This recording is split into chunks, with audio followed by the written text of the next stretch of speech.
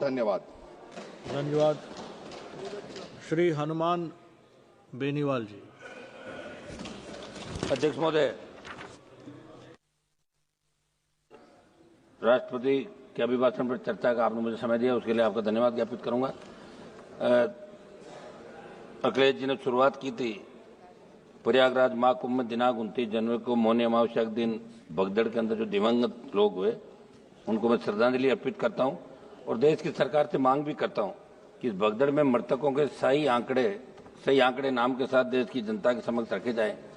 कुंभ हमारी सनातन संस्कृति और आस्था का संगम है। सदियों से इस देश में महाकुंभ का आयोजन भी होता जा रहा है, लेकिन सरकार अपनी नाकामी छुपाने के मृतकों के सही आंकड़े नहीं दे रही है।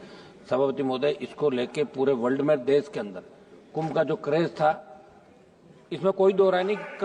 एक मिनट, करोड़ों लोग इसके अंदर स्नान भी कर गए, लेकिन आज भी कई लोग अपने परिजनों को ढूंढ रहे हैं।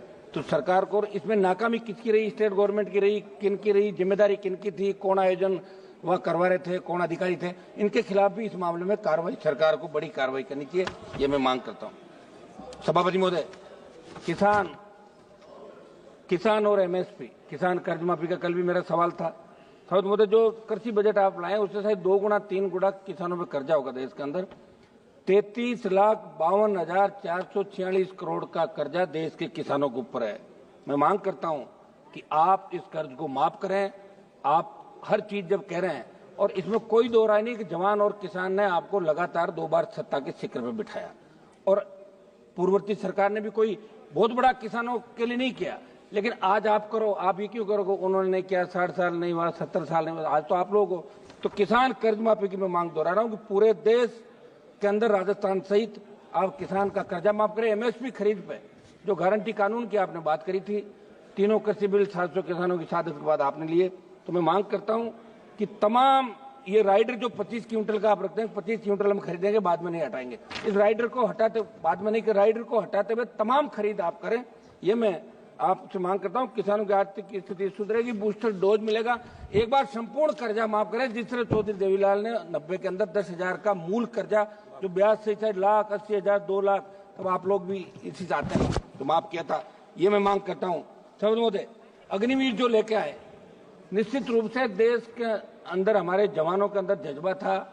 बहुत रैलियां, मेरा घर स्टेडियम के सामने नागौर के अंदर बच्चे दौड़ने के लिए आते थे, शेखावाटी के अंदर, हरियाणा, यूपी, पंजाब। लेकिन अग्निवीर आने के बाद जो सेना के अंदर क्रेज था जाने का, वो खत्म हो गया। मंत्री जी, आप मेरी तरफ देख रहे हैं, इसके अंदर आप करें कि हमारे बच्चे सेना के अंदर जाएं। और इन्होंने, रक्षा मंत्री जी ने एक बयान दिया कि अग्निवीर को लेके जाने की इच्छुक युवाओं, सेना के सम्मान को हम लोग बहुत रख रहे हैं, और लिखा कि अग्निवीरों को कार्यमुक्त होने के बाद कौशल प्रमाण पत्र दिया जाएगा। तो कौशल प्रमाण पत्र के लिए सेना के अंदर थोड़ी जाते हैं। हमारी जो सेना है, वर्ल्ड की सबसे नंबर 1 सेना, थल सेना, हमारी एयरफोर्स, हमारी नेवी। तो मैं मांग करूंगा कि अग्निवीर की योजना को समाप्त करके पूर्व की भांति सेना भर्ती रैलियां चालू की जाए।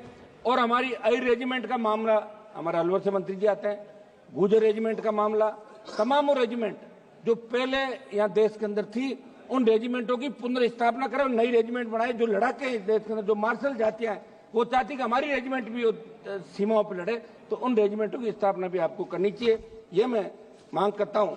सभापति महोदय, हमारे राजस्थान के अंदर पेपर लीक के मामले बहुत हुए पूर्ववर्ती सरकार के समय, और अब भी एक आध पेपर लीक की घटनाएं हुई। एसआई भर्ती, जिसके अंदर आरपीएससी के एक सदस्य को पकड़ा और 50 ट्रेनी एसआई जेल के अंदर, उनमें कुछ की जमानत हो गई।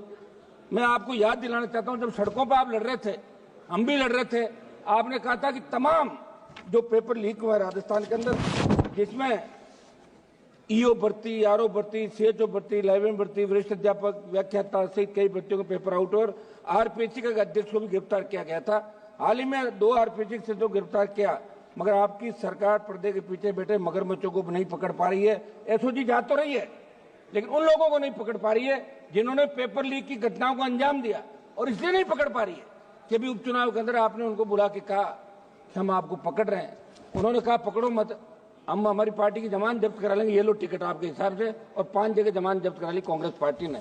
तो मैं मांग करूंगा कि आप इस एसआई भर्ती को रद्द करें, कोर्ट का बहाना नहीं बनाए। आपके नेताओं की डिमांड थी, स्वयं मुख्यमंत्री सड़कों पर कह रहे थे कि हमारी सरकार में तो हम ऐसा ही भर्ती रद्द करेंगे, तमाम उन भर्तियों को जिनके लोगों को पकड़ा रद्द करके एक नया संदेश राजस्थान और देश के अंदर दें। सबद सीबीआई के मामले को राजस्थान के हमारे बहुत चर्चित मनोहर राजपुरोहित अपहरण की जांच हाईकोर्ट के निर्देश के बाद सीबीआई ने अभी तक शुरू नहीं की। लंबे संघर्ष के बाद लवली कंडारा एनकाउंटर की जांच तो शुरू हो गई, सीबीआई ने कर दी, लेकिन बाड़मेर जिले के कमलेश प्रजापति फर्जी एनकाउंटर की जांच के अंदर कुछ नेताओं के नाम आ रहे हैं, वो जांच सीबीआई ने अभी चालू नहीं की। हम चाहते कि इसमें क्या कार्रवाई सदन को मालूम पड़ना चाहिए।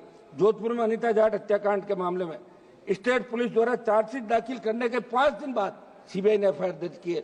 मैं बात इसलिए कह रहा हूं कि सीबीआई पर लोगों का भरोसा है, इसलिए सीबीआई राजस्थान से जुड़े तमाम मामले जो दिल्ली में पेंडिंग है, हमारे 4 मंत्री राजस्थान चाहते हैं, स्वयं लोकसभा अध्यक्ष भी राजस्थान चाहते हैं, मैं उनको भी कहना चाहूंगा कि सीबीआई के मामले के अंदर त्वरित अनुसंधान होकर दोषियों के खिलाफ कार्रवाई करें तो कड़ा संदेश अपराधियों के अंदर जाएगा।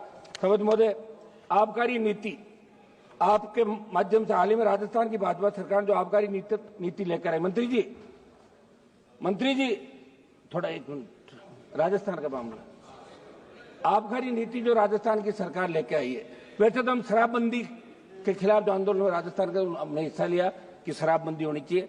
शराबबंदी आप बार बार कह रहे हो कोई आर्थिक स्थिति ठीक नहीं है, बड़ा रेवेन्यू मिलता है, बंद नहीं कर रहे हो, तो आप इतना तो कर सकते हैं कि जो आबकारी नीति आप ला रहे हैं उसके अनुसार अलग अलग दुकानों के स्थान पर समूह को ठेके दिए जाएंगे। वही रेड पार्टियां पुरानी बांधी, वही शराब माफिया पनपेगा राजस्थान के अंदर, मुश्किल से मुक्त हुआ है राजस्थान। इसलिए मैं मांग करता हूं इस आबकारी नीति को समाप्त करके एक्स आर्मी जो रिजर्वेशन दुकानों के अंदर रखा, हजारों लोगों को रोजगार मिलेगा, उनका रोजगार छीन के कुछ समूहों को ठेके आप नहीं दे। आबकारी नीति के अंदर बड़ा खेल हुआ है, तो समझ में आपके माध्यम से सरकार से मांग करूंगा कि भारतीय जनता पार्टी की सरकार इन नई आबकारी नीति को लागू नहीं करे और पूर्व की भांति जो दुकानें चल रही है उस हिसाब से राजस्थान के अंदर दुकान आवंटित करें और दूसरे जो हमारा एक्स आर्मी दूसरा कोटा है ताकि उनको रोजगार मिल सके। सबद महोदय, उत्तर प्रदेश के अंदर आबकारी नीति के अंदर बदलाव राजनाथ सिंह जी ने किया था, पहले भी वहां ऐसा चलता था और आपकी सरकार ने भी वहां दुकान देने का काम आपकी सरकार ने किया, इसलिए आप अपनी सरकार के निर्णय को बदलने का काम नहीं करें। सबद महोदय, निवेश के अंदर प्रधानमंत्री जी राजस्थान में विसर्जन राजस्थान नाम के कार्यक्रम का उद्घाटन किया। मैं आपके माध्यम से सदन को बताना चाहता हूं कि प्रदेश में उद्योगों से जुड़े निवेश लाने के लिए इस तरह का कार्यक्रम किया गया, अरबों रुपए खर्च करके इसका प्रचार किया। एक तरफ, दूसरी तरफ राजस्थान राइजिंग से प्रदेश में निवेश की तैयारियों के बीच 20% निर्यात घट गया।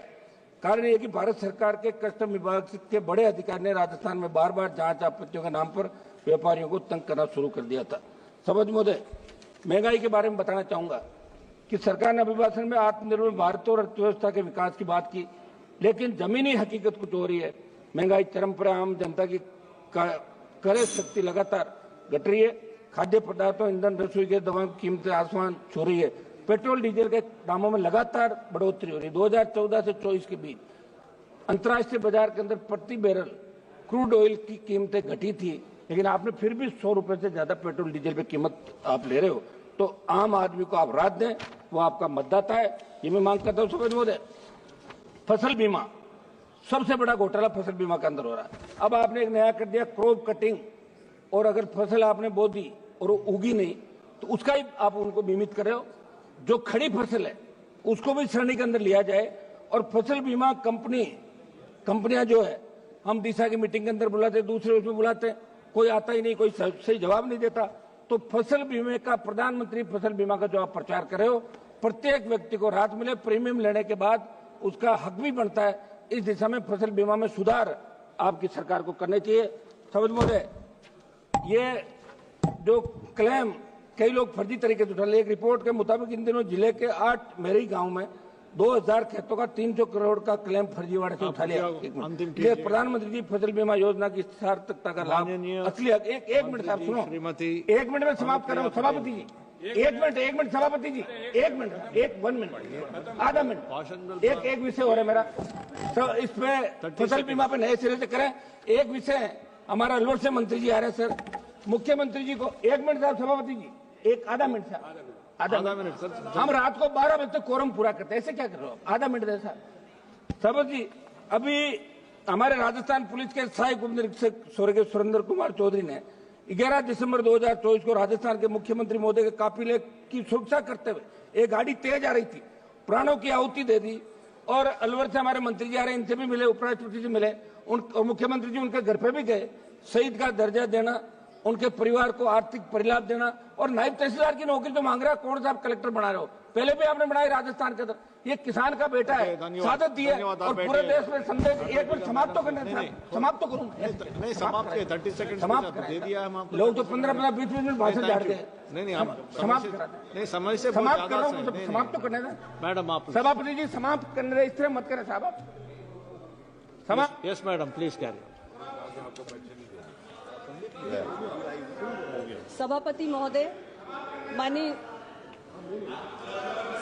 महोदय, माननीय राष्ट्रपति महोदय के अभिभाषण पर आयोजित इस चर्चा में आपने मुझे प्रतिभाग करने का अवसर प्रदान किया, इसके लिए मैं आभारी हूं। माननीय राष्ट्रपति जी ने